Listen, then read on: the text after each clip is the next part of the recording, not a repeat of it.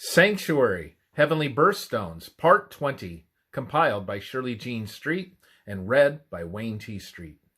Dathan and Abiram, the leaders of the tribe of Reuben, joined with Korah, the chief of Levi, in defying God and condemning the leadership of Moses and Aaron, Numbers 16, verse 1.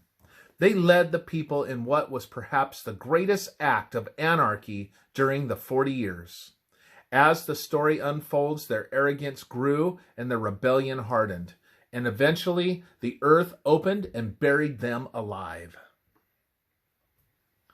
Impetuous, hot-headed, defiant, and arrogant, the Reubenites refused to submit wholly to Jehovah.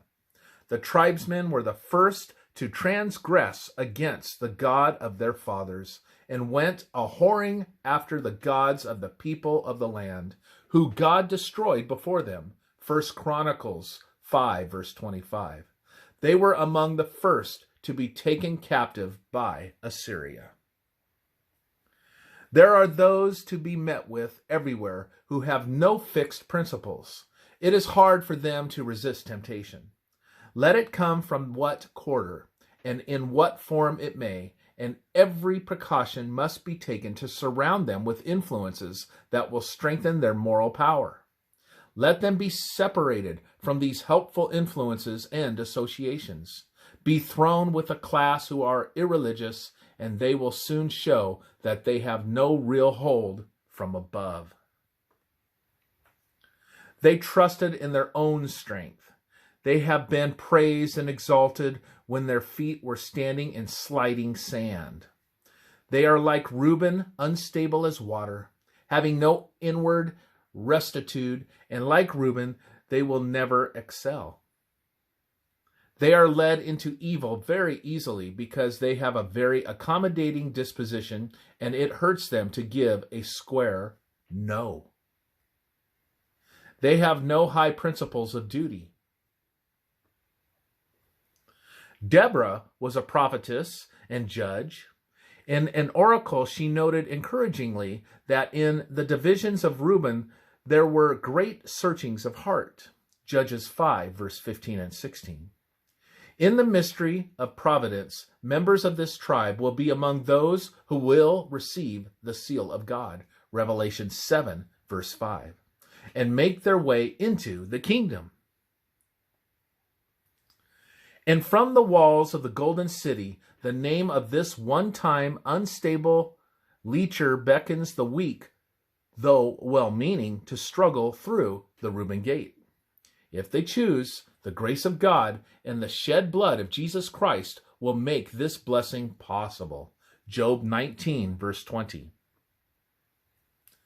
Even after all the lies and deception were said and done, Reuben did not have the courage to tell his father the truth about the situation, even when sorrow nearly took his life, as Jacob grieved for his dead son, Joseph.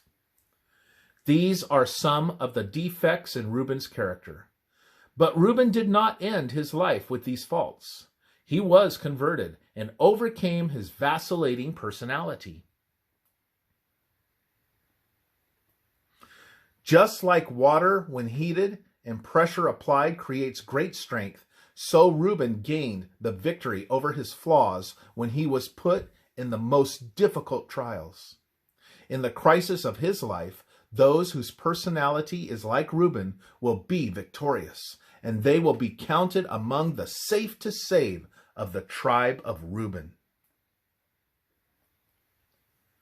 A red ruby registered Reuben's name on the breastplate.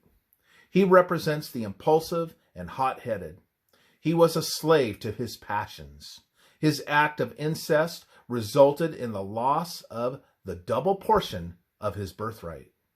This first portion of what should have been his blessing was given to Joseph's sons, Ephraim and Manasseh.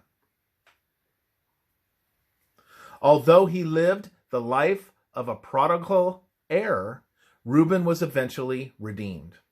There are many men and women today with Reuben's unstable personality. But once they honestly search their hearts to identify weaknesses and admit they are totally powerless to overcome them without Jesus, transformation of character begins. Reuben's name was engraved on the blood-washed ruby.